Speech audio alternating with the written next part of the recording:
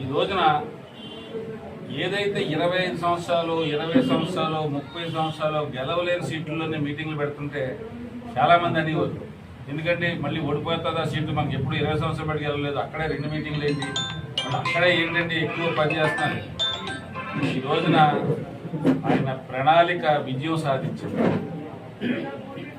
కనిపించని, ఎప్పుడు గెలవలేవని నిరాశానిస్తులతో ఉన్న కార్యకర్తలందరికీ కూడా జీవం పోసింది.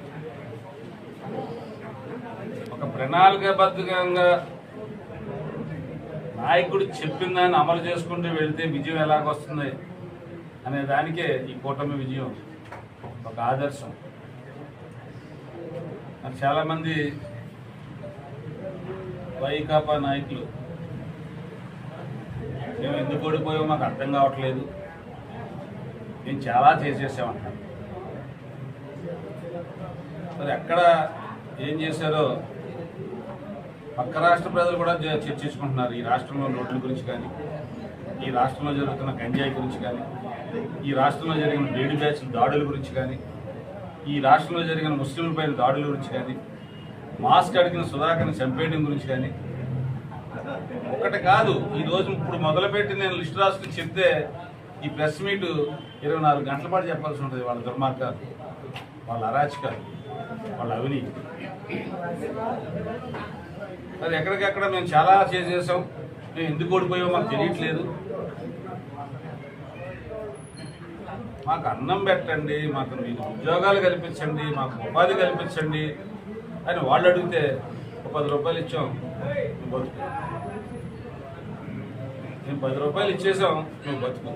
100 రూపాయలు దోచుకుంటున్నాం అని అడిగితే వాళ్ళ మీద కేసులు పెట్టడం, సోషల్ మీడియాలో వాళ్ళ కుటుంబాలు, వాళ్ళ ఆడవాళ్ళ మీద ఇది కామెంట్లు పెట్టడం, ప్రశ్నించిన వాళ్ళు చెయ్యని అరాచకం లేదు. నేను గత ప్రెస్ మీట్లో కూడా చెప్పాను, కరోనా అంటే ఎంత భయపడుతున్నారో వైకాపా అంటే అంత భయపడుతున్నారు. దానికి నిదర్శనం ఊహించినంతగా ఎన్నికల చరిత్ర ఉన్న రోజులు ఈ రాష్ట్రంలో ఈ మెజార్టీలు కానీ, ఈ సీట్లు కానీ ఎవరు కూడా దీన్ని దాటి ముందుకెళ్ళలేరని ఖచ్చితంగా చెప్పగలం.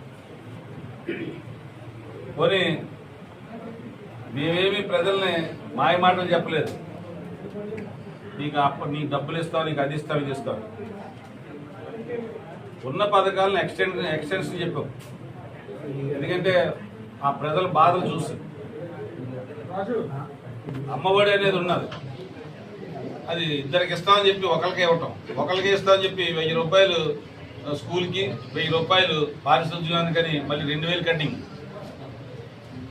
మేము చెప్పాం, ఎంతమంది పిల్లలు చదివించాలి అనుకున్నప్పుడు అంతమందిని చదివించడానికి ఇవ్వాలి, ఒక పిల్లవాడికి చదివించుకో, మిగిలిన కూలి పనికి పంపించనే సూత్రం ప్రభుత్వాలకు ధర్మం కాదని చంద్రబాబు గారు గ్రహించి అందరికీ నేను ఇస్తాను, ఎంతమంది చదువుకుంటానని కూడా చెప్పడం జరిగింది. అది ఎక్స్టెన్షన్ అంటే ఒక కుటుంబాన్ని న్యాయం చేయాలి, ఒక పదవి ఇచ్చుకోండి. అదేవిధంగా పెన్షన్ 4000 రూపాయలు చేస్తాము. అంతేగాని మేము అమలు కాని హామీలు ఏమి ఇచ్చేయలేదు. హామీల కంటే కూడా చంద్రబాబు నాయుడు గారు కూటమి మీద నమ్మకంతో ప్రజలు ఈ రోజున ఓట్లేసి గెలిపించారు. మరి ఈ నియోజకవర్గంలో మొన్నటి వరకు చేసిన ఎమ్మెల్యే గారు ఓటమి తర్వాత ప్రెస్ మీట్ పెట్టి నేను ఏ గ్రామంలో అయినా చాలా పనులు చేశాను చెప్పుకున్నారు, తప్పులేదు. గత ప్రభుత్వంలో చేసిన దానికంటే ఎక్కువ పనులు చేశాను ప్రతి గ్రామానికి అన్నారు. ఎందుకంటే గత ప్రభుత్వంలో నేను రిప్రజెంటేటివ్. పనులు చేసేవు అంటే ప్రభుత్వ బిల్డింగ్లు కడతానికి పనులు అన్నాం. ప్రజలకి సౌకర్యాలు కల్పించడం మనం పనుల కింద పరిగణించాలి. మేము ఎప్పుడు కూడా సెక్రటేరియట్ని, అసెంబ్లీని చెప్పుకోలేదు, కట్టేవారు. అది అమరావతిలో పార్టీ కింద చూసాం, అమరావతిని అభివృద్ధి చేయడానికి. మరి ఏ గ్రామంలో అయినా నేను ఒకటే సవాల్ చేస్తున్నాను, గతంలో కంటే మీరు ఎక్కడైనా సిమెంట్ రోడ్డు పొడవులు ఎక్కడన్నా ఎక్కువ వేసినవి ఉన్నాయా? డబ్బుల్లో మాట్లాడుతున్నారు మీరు, మేము కొలతల్లో మాట్లాడతాం. ఎందుకంటే డబ్బుల లెక్కలు మాకు తెలియదు, అది ఎంత అవుతుందో ఏమైందో అది ఇంజనీర్లు చూసుకుంటారు, వ్యవస్థ అది. కొలతల్లో నా ప్రజలకి ఎంత రోడ్డు సౌకర్యం కలిగించాను, మెంబర్స్లో నా ప్రజలకి ఎన్ని ఎల్ఈడి లైట్లు వేసాను, ఎంతమందికి గోదావరి వాటర్ అందించాను, ఎంతమందికి రోడ్డు సౌకర్యం కలిగించాను, అవినీతి అక్రమాలు లేకుండా కాంట్రాక్టర్లే చేసే విధంగా. రోడ్డు పనులతోటి నేను కొండలు దోసేయలేదు. గత ప్రభుత్వానికంటే ఎక్కువ చేశారని చెప్పుకోవడంలో నాకు ఆశ్చర్యం వేసింది. నేను రెడీ, ఏ ఊరు, ఒక 3 ఊర్లు సెలెక్ట్ చేయండి, ఆ 3 ఊర్లలోనూ గొడవ తీద్దాం రోడ్లు, ఎవరి హయాంలో ఎక్కువ రోడ్డు సౌకర్యం కలిగించాం. ప్రజలకి మౌలిక సదుపాయాలు, రైతులకి నేను లైట్లు వేయలేనేమో అని చెప్పి కొంత రోడ్లలో సోలార్ లైట్లు పెట్టాం. జంబో పట్టణం వెళ్ళి రోడ్డు దగ్గర యాక్సిడెంట్ జరుగుతుంటే ఒక సోలార్ లైట్ ఏర్పాటు చేశాను. ఇది జంక్షన్ ఇక్కడ ఉందండి, అది చిత్తశుద్ధితో పనులు. నేను చేసిన పనులు ప్రజలకు ఏ రకంగా ఉపయోగపడి నాకు తెలుసు. 10 సంవత్సరాలు ఎయిర్పోర్ట్ ల్యాండ్ని తీసుకుంటామని చెప్పి గెజెట్ ఇచ్చేసి వాళ్ళకి డబ్బులు ఇవ్వకపోతే వాళ్ళందరికీ ఇచ్చి ఈ రోజున ఎయిర్పోర్ట్ ఏ స్థాయి విమానాలైనా ఈ ప్రాంతానికి వచ్చే విధంగా తీర్చిదిద్దిన ఘనత తెలుగుదేశం పార్టీ నా హయాంలో జరిగింది.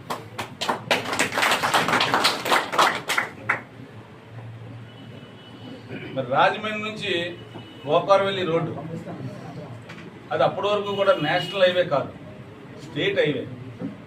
దాన్ని స్టేట్ హైవే నుంచి నేషనల్ హైవేగా మార్చి ఈ రోజున సుందరంగా తీర్చిదిద్దబడి నిధులతో జరుగుతుందంటే ఇది మార్చినోడిది ఘనత.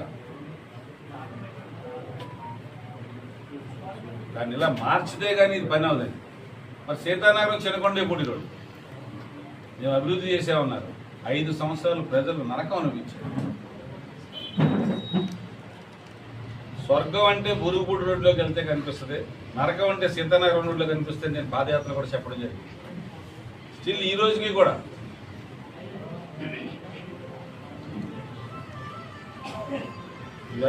ఇటువంటి పనులు ఉన్నాయి. నేను చాలా సర్వీస్ చేసా ఉన్నారు, చాలా సంతోషం. సర్వీస్ చేసి ఉండొచ్చు, ఎందుకంటే అధికారులతో చేయించడం మనకు రానప్పుడు మనమే చెయ్యాలి.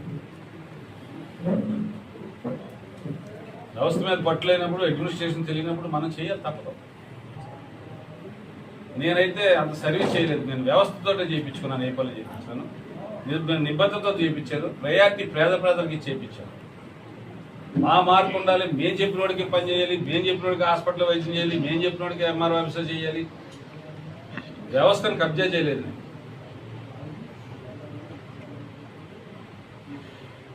కాబట్టి మీరు చేసేవని చెప్పుకోవడంలో తప్పులేదు, కానీ గత ప్రభుత్వంలో చేయలేదు, నేను ఎక్కువ చేసాను అని చెప్పుకోవడం తీవ్రంగా ఖండిస్తున్నాను. ఓటమంటారా, జయాభిజయాలంటారా, గెలిచేటప్పుడు గెలుస్తాం, ఓడిపోయినప్పుడు ఓడిపోతాం, దాన్ని స్వీకరించండి. కానీ ఎదుటి వాళ్ళకంటే గొప్పగా చేశానని మీకు మీరు అనుకుంటాం కాదు, ప్రజలు అనుకోవాలి. ఎన్నో ఆశలు పెట్టుకున్నారు ఆ రోజు జగన్ మీద. ఎప్పుడు అభిమానించే చంద్రబాబు గారిని ఇప్పుడు కూడా అభిమానించారు. ఇది కొత్త కాదు.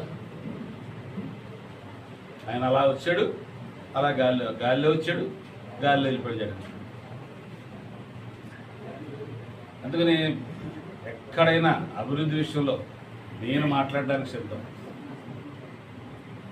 జల జీవన్ మిషన్ సర్వే నేను చేయించాను, ఎస్టిమేట్లు నేను వేయించాను, తొర్రిగడ్డ కాలం జైకా నిధులు నేను తెప్పించాను, ఎస్టిమేట్లు నేను వేయించాను, బొగ్గులంక మొలకలంక బ్రిడ్జు ఎస్టిమేట్లు, సర్వే, శాంక్షన్ అన్నీ చేయించాను.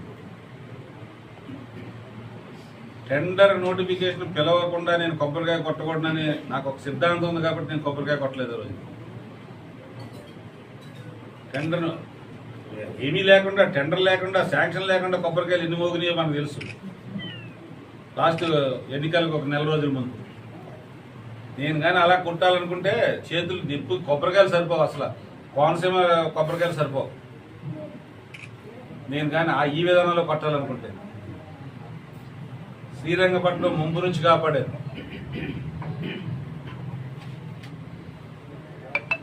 మరి ఎక్కిన వెంటనే చెప్పారు, ఎక్కడ మిత్తిపాడు దగ్గర బ్రిడ్జి కట్టేస్తున్నాం, ఈ నీళ్లు తోడటానికి పంపులు పెట్టేస్తాం, ఈ దీనికి రోప్వేలు వేసేస్తాం, రకరకాలుగా చెప్పారు. తప్పులేదు, మీరు హామీలు ఇవ్వడంలో తప్పులేదు. కానీ నేను ఇచ్చిన ప్రతి హామీని నేను నిర్వహించాను. హామీలకు మించి చేశాను. లక్ష్మీనరసింహ క్షేత్రాన్ని ఇంకా బాగా అభివృద్ధి చేయాలనుకుని ఒక డార్మెంటరీ కడితే దాన్ని ఓపెన్ చేయలేకపోయాను. ఈ రోజుని ఇలాంటి చాలా కార్యక్రమాలు చేయగలిగాం, చేసాం చెప్పుకుంటాను. నేను ఉన్నప్పుడు కొండల్లాగే ఉన్నాయి, ప్రకృతిలాగే కనిపించింది ఈ నియోజకవర్గంలో. కానీ ఈ రోజున రూపురేఖలు మేమే మార్చుకుని ఏం చేయలేని పరిస్థితుల్లో పోలీసు వ్యవస్థను అడ్డం పెట్టుకుని, గూండాలను అడ్డం పెట్టుకుని, రౌడీజాలను అడ్డం పెట్టుకుని, మరి పోయిన మట్టికి బిల్లులు ఎక్కడ చూసి నేను గతంలో కూడా మీకు ఇదే ప్రెస్ మీట్లో చెప్పాను. మట్టి పక్క నియోజకవర్గం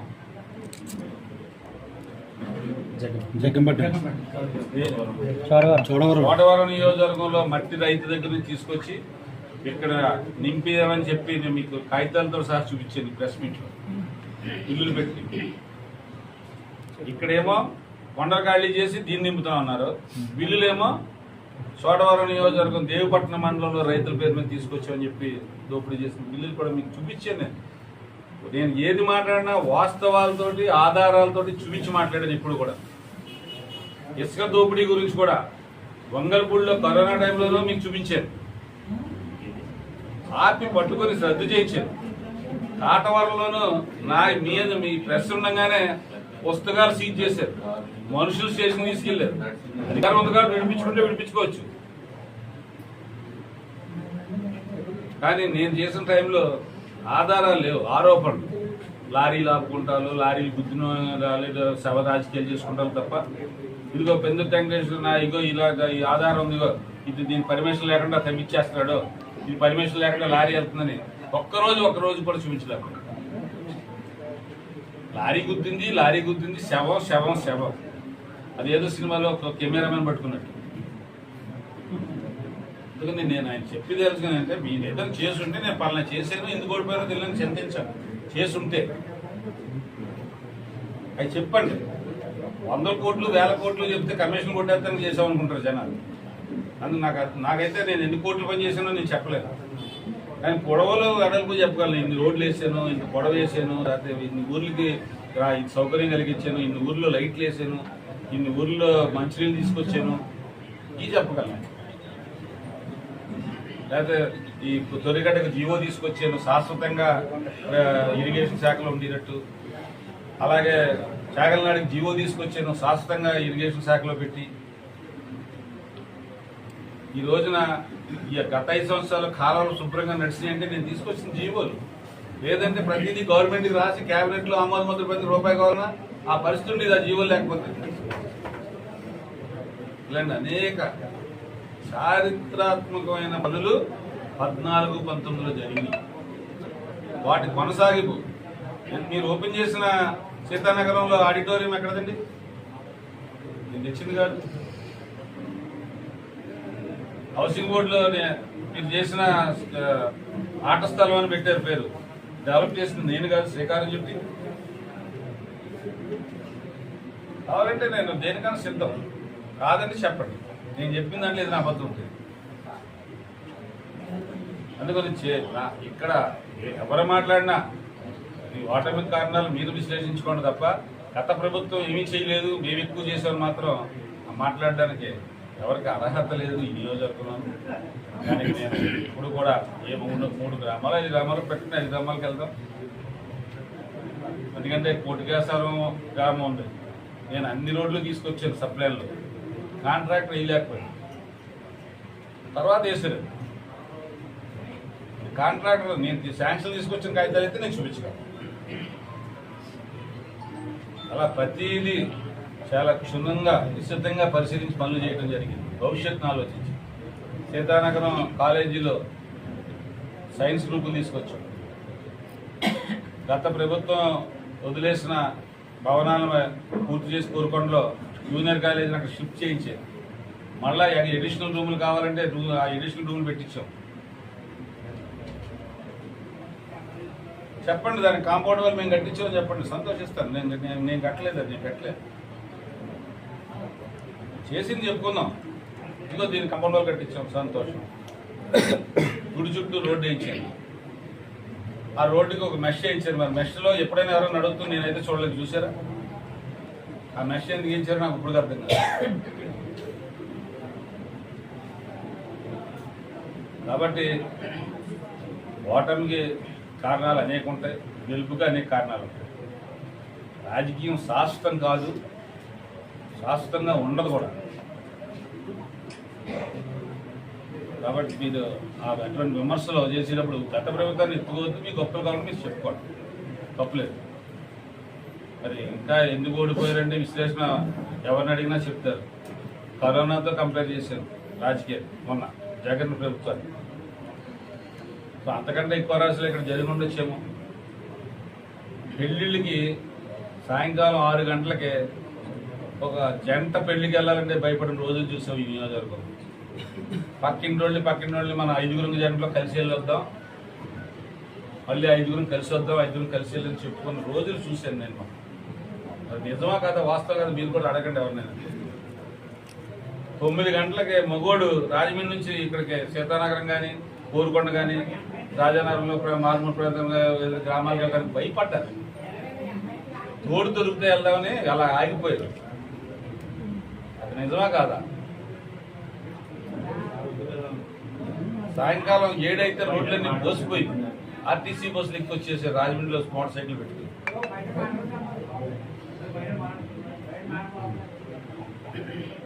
ఇన్ని జరిగిన అరాచకాలు అవి విశ్లేషించుకుని సో మనం ముందుకెళ్ళాలి తప్ప బురద తీసుకెళ్ళి ఓటమి కూడా బురద తీసుకెళ్ళి పక్క పార్టీ కంటే బాగా చేశానని చెప్పుకుంటూ ఉన్నది కరెక్ట్ కాదని నాకు భావన. మీ హయాంలో మీరు చేసిన పనులు చెప్పుకోండి, తప్పులేదు. ఎందుకు ఓడిపోయినా అడగండి, ఎందుకు ఓడిపోయినా దానికి 100 కారణాలు ఉన్నాయి కదా. 10 రూపాయలు ఇచ్చాం, 100 రూపాయలు తెచ్చుకున్నాం, అది ఒక్కటి తప్ప.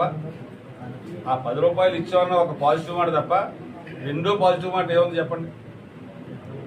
కానీ 100 రూపాయలు దోచుకుంది. కానీ మందు షాపుకి వెళ్ళినప్పుడు నేను ఈ రాష్ట్రంలో మందు షాపుల దగ్గర, మద్యం దుకాణాల దగ్గర దోపిడీని మొట్టమొదటి చూపించింది నేను కరోనా టైంలో. మీ అందరినీ తీసుకెళ్ళి బ్రాండ్లు ఎలా చేస్తున్నారు, పైన స్టిక్కర్లు ఎలా తీసేస్తున్నారు, సో ఇవన్నీ మీకు చూపించాను. బాటిల్ కొని మరీ చూపించాను. 2 షాపుల దగ్గరికి వెళ్ళాం. ఏదైతే తక్కువ రేటు లిక్కర్ అమ్ముడుతున్న షాపులో లిక్కర్ లేదని చెప్పి మా దగ్గర కాస్ట్లీ బ్రాండ్ ఉందని చెప్పి అమ్మకం అదే బ్రాండ్ ఇది. స్టిక్కర్ మారింది తప్ప మందు అదే. ఆ దోపిడీలన్నీ ఈ రాష్ట్రంలోనే నేను మొట్టమొదటి బయటపెట్టాను. పేదవాడిని దోచుకుంటాం కదా, అది దోపిడీలు శ్రీకారం కదా. ఇంకా తిరుపతి వెంకటేశ్వర స్వామిని ఏ రకంగా చేశారో మీ అందరికీ తెలుసు. సామాన్యుడు అక్కడికి వెళ్ళి దర్శనం చేసుకోలేని పరిస్థితి తీసుకొచ్చాం. మరి తెలుగుదేశం హయాంలో నాయకులు మేము చంద్రబాబు గారు తిట్టుకునేవాడు.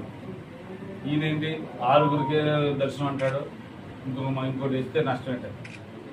కానీ గడిచిన 5 సంవత్సరాల్లో దాని విలువ తెలిసి వచ్చింది. మాకు పేద ప్రజలు ఎక్కువ మంది ఎంత ఇబ్బంది పడుతున్నారు. నిజంగా దేవుడి నీళ్ళు చూసుకొని రావాల్సిన వాళ్ళు వాళ్ళ పరిస్థితి కింద కొండ ఎక్కడానికి కూడా పర్మిషన్ ఇవ్వలేదు. ఒక కుటుంబం తిరుపతి లాంటి ఊరికి వెళ్తే 3 రోజులు కింద ఉండాలి, 4వ రోజులు కొండ ఎక్కాలంటే ఖర్చు అవుతుంది. భూములు కానీ భోజనాలకు కానీ ఎంత ఖర్చు అవుతుంది, అకామిడేషన్ ఎక్కడ దొరుకుతుంది? సో అట్లన్నిటికి జవాబుగా ప్రజలు ఓట్లు వేశారు. దానికి ఓటమి చెందామని బాధపడకూడదు. ఇది చేశారా మీ నాయకత్వం, మీ నాయకులు చేశారా, మీ పార్టీ చేసిందని విశ్లేషించుకోండి. సో మేమైతే చేసినప్పుడు గత ప్రభుత్వం గురించి అన్నారు కాబట్టి చిత్తశుద్ధితో పనిచేసాం. చిత్తశుద్ధితో అన్ని రోడ్లు డెవలప్ చేశాను, ఎక్కడ ఒక ప్రణాళిక ప్రకారం చేశాను. ఏ గ్రామానికి వెళ్ళినా సవాలు అన్నది చెప్తే నేను 5 గ్రామాలు సెలెక్ట్ చేసి నేను రావడానికి సిద్ధం. మేజర్ గ్రామాల కింద 5 పెట్టుకోండి. నేను వచ్చి అక్కడ నా టైంలో ఎన్ని రోడ్లు పండియో, లేకపోతే వాటర్కి ఏం చేశానో, లైట్లకి ఏమేం చేశానో ప్రజలకు అది. ఇవన్నీ ప్రభుత్వ బిల్డింగ్ల గురించి మాట్లాడండి. పంచాయతీ కట్టాను, అంగన్వాడీ కట్టాను అలా అనుకుంటే ఈ రాష్ట్రంలోనే ఏ నియోజకవర్గంలోనూ కట్టండి ఏఎన్ఎం బిల్డింగ్లు కట్టిన ఘనత నాది. ఎందుకంటే పేద ప్రజలకు వైద్యం దగ్గర చేయాలి కాబట్టి.